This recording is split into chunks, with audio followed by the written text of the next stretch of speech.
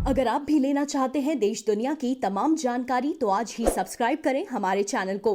साथ ही नीचे दिए बेल आइकन को जरूर दबाएं ताकि हर अपडेट आप तक पहुंच सके। नमस्कार, प्रवास साक्षी न्यूज नेटवर्क पर आप सभी का स्वागत है। भारत में कोरोना वायरस के संक्रमितों की संख्या में लगातार इजाफा हो रहा है। इस समय देखें तो लगभग 13,000 के आसपास संक्रमितों की संख्या है, जबकि मृतकों का आंकड़ा 425 के आसपास पहुंच गया है। और जो संक्रमितों की संख्या है, अगर हम उसको देखें तो महाराष्ट्र में सर्वाधिक बुरा हाल है। महाराष्ट्र में 3,000 को क्रॉस कर चुका है ये जो आंकड़ा है। अकेले मुंबई में 2,000 लोग संक्रमित हैं, जो कि अपने आप में बहुत गंभीर चिंता का विषय है। और महाराष्ट्र में देखें तो अब तक 194 लोगों की मौत हो चुकी है। दिल्ली की बात करें, राजधानी दिल्ली की बात करें तो 1640 यहाँ पर मामले हैं संक्रमण के और 38 अब तक मृत्यु हो चुकी है। मध्य प्रदेश में भी इंदौर और भोपाल बिल्कुल कोरोना के हॉटस्पॉट बने हुए हैं। ऐसे ही कुछ और राज्यों में दिखने को मिल रहा है। हालांकि बात करें अगर केरल की और उत्तराखंड की तो यहाँ पर स्थिति काबू में दिख रही है। उत्तर प्रदेश की सरकार ने इस बीच एक बड़ा फैसला किया है। उत्तर प्रदेश की सरकार ने कहा है कि 20 अप्रैल से 11 तरह के उद्योगों को छूट मिलेगी, जिसमें स्टील भी है, चीनी मिलें शामिल हैं, सीमेंट से जुड़े उद्योग शामिल हैं और वस्त्र उद्योग से जुड़े कुछ इकाइयां ही हैं। पूरे वस्त्र उद्योग को राहत नहीं दी गई है, कुछ इकाइयों को छूट दी गई है। हालांकि एक चीज बता दिया गया है, साफ कर दिया गया है सरकारी आदेश में कि ये 20 अप्रैल से जो छूट लागू होगी उसके तहत 50% कर्मचारी ही उपस्थित रहेंगे और इन उद्योगों के प्रशासनिक कार्यालय नहीं खुलेंगे। यानी कि जहां पर भी मैन्युफैक्चरिंग हो रही है सिर्फ वही यूनिट्स इनकी चालू रहेंगी। और साथ ही बता दिया गया कि सोशल डिस्टेंसिंग के नियमों का आपको पालन करना होगा और जो भी लॉकडाउन से संबंधित नियम है उनके तहत जिनको छूट दी गई है सिर्फ वही लोग कार्यालय में आएंगे, इसके अलावा और कोई नहीं रहेगा। इस तरीके की जो चीजें हैं बता दी गई हैं सरकारी आदेश में, सब चीजें स्पष्ट कर दी गई हैं। माना जा रहा है कि महाराष्ट्र में भी 20 अप्रैल से कुछ उद्योगों को छूट मिल सकती है, जिस तरह से उत्तर प्रदेश में उद्योगों को छूट मिली है। वहीं अगर बात करें आज जो कोरोना वायरस को लेकर, कोरोना वायरस से जिस तरह से सरकार लड़ रही है उसको लेकर राजनीति की, तो आज राजनीति अपने चरम पर पहुंच गई। देखा जाए तो लॉकडाउन का ये दूसरा चरण है, उसका दूसरा दिन था और दूसरे दिन ही जो राजनीति जिस तरह से तेज हुई है, लग रहा है कि आगे जाकर कुछ और भी आरोप प्रत्यारोप की राजनीति हमें देखने को मिल सकती है। आज कांग्रेस सांसद राहुल गांधी मैदान में थे, उन्होंने सरकार पर आरोप लगाया कि वो टेस्ट नहीं कर रही है, इसीलिए हमारे यहाँ पर जो आंकड़ा है वो बेहद कम है। जबकि सरकार की तरफ से और आईसीएमआर की तरफ से, बीजेपी की तरफ से बार बार तथ्यों के आधार पर बताया गया कि किस तरीके से हम जो टेस्टिंग है हमारे यहाँ पे तेजी के साथ जारी है, अन्य देशों से तुलना मत करिए, यहाँ की जो स्थिति है वो बिल्कुल भिन्न है। और बीजेपी ने सवाल उठाया राहुल गांधी के बार बार कहे गए लॉकडाउन कोई समस्या का समाधान नहीं है, ये एक पॉज बटन की तरह है। तो बीजेपी ने सवाल किया कि कांग्रेस शासित राज्यों ने ही सबसे पहले जो लॉकडाउन की अवधि बढ़ाई थी 30 अप्रैल तक, और इससे पहले भी जब लॉकडाउन का पहला चरण लागू नहीं भी हुआ था तब भी कुछ कांग्रेस शासित राज्यों ने ही पूरे राज्य में कर्फ्यू लगा दिए थे, जिसमें पंजाब है, राजस्थान है। तो उन्होंने कहा कि तब आपको क्यों नहीं लगा था कि लॉकडाउन एक पॉज बटन की तरह है, समस्या का समाधान नहीं, राजनीति नहीं करनी चाहिए इन सब पर, ऐसा बीजेपी ने पलटवार करते हुए कांग्रेस के नेताओं को कहा है।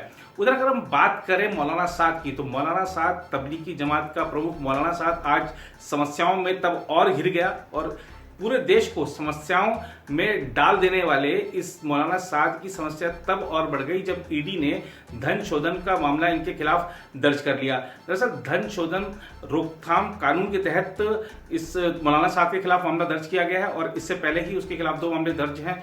304 और 308 धारा उनके ऊपर लगी हुई है, गैर इरादतन हत्या का मामला लगा हुआ है।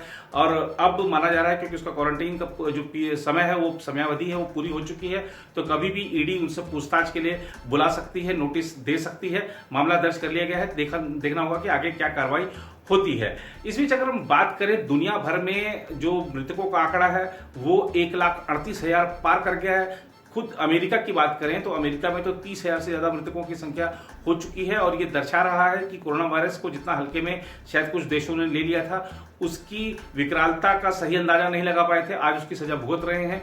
भारत ने समय पर जो कार्रवाई की थी, समय पर जो कदम उठाए थे, शायद उसी का नतीजा है कि आज स्थिति नियंत्रण में है। जहां पर स्थिति अनियंत्रित हो रही है वहां पर सरकारें काम कर रही हैं, चाहे केंद्र की सरकार हो चाहे राज्य सरकारें हो, सभी को धैर्य बनाए रखने की जरूरत है।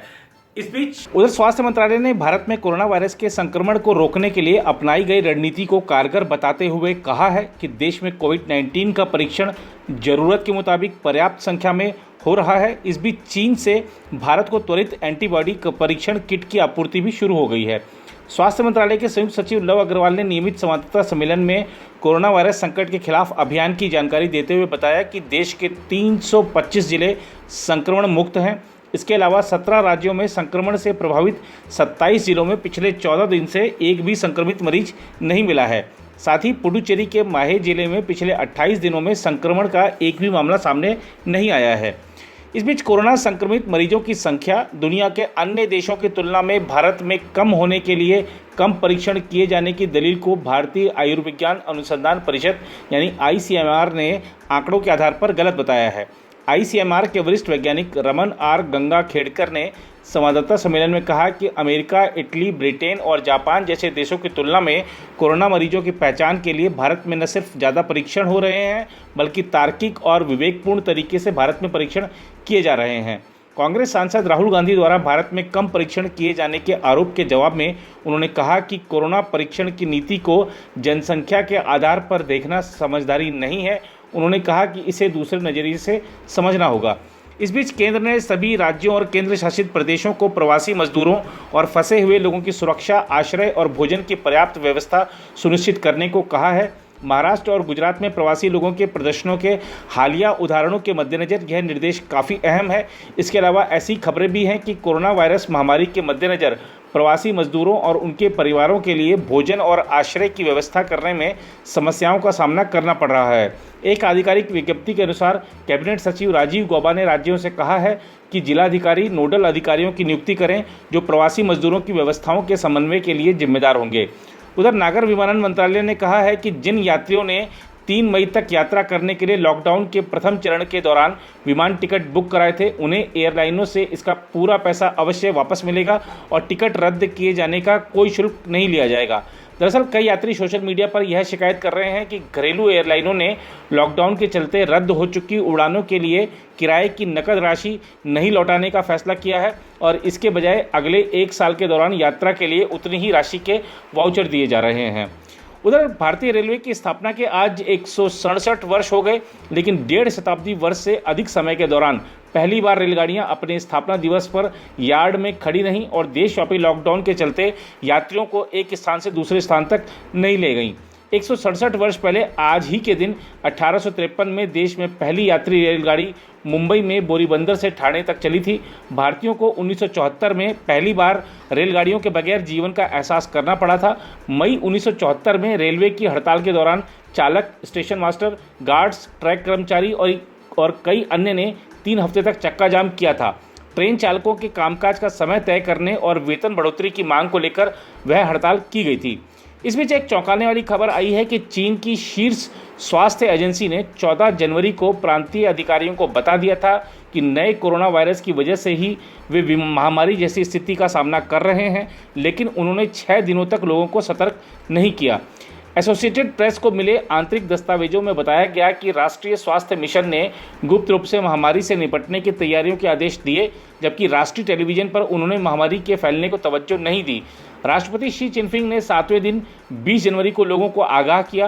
पूर्व प्रभावी संक्रमण आंकड़ों के मुताबिक तब तक करीब 1 हफ्ते की चुप्पी के कारण 3000 से अधिक लोग संक्रमित हो चुके थे। इस बीच गृह मंत्रालय ने कहा है कि जूम ऐप, जिसका आजकल लोग काफी इस्तेमाल कर रहे हैं, खासतौर पर लॉकडाउन के समय जब आप वर्क फ्रॉम होम कर रहे हैं या आजकल ऑनलाइन क्लासेस भी शुरू हो गई हैं, बच्चे चाहे स्कूल के हों चाहे कॉलेज के हों, घर पर ही जूम ऐप के माध्यम से पढ़ रहे हैं, टीचर्स उनको पढ़ा रहे हैं। ऐसे लोग अपना जूम ऐप के माध्यम से जो ऑफिसों की जो वीडियो कॉन्फ्रेंसिंग है वो कर रहे हैं, जो राजनीतिक दल संवाददाता सम्मेलन कर रहे हैं। तो गृह मंत्रालय ने अपने एक परामर्श में कहा है कि जूम ऐप सुरक्षित नहीं है और अगर आप इसका इस्तेमाल करते हैं तो आपका डेटा चोरी हो सकता है। ऐसा परामर्श को देखकर लगता है कि जूम ऐप सुरक्षित नहीं है। इसका आशय यही है कि आपका डेटा यहाँ पर सुरक्षित नहीं है। तो अगर आप कुछ व्यक्तिगत चीजें इस जूम ऐप के माध्यम से शेयर कर रहे हैं तो सावधान रहिए और सरकार का जो परामर्श है उसको पढ़िए कि उसमें क्या क्या बातें लिखी गई हैं। फिलहाल इस रिपोर्ट में इतना ही। बाकी देश दुनिया की खबरों के लिए बने रहें प्रभा साक्षी के साथ।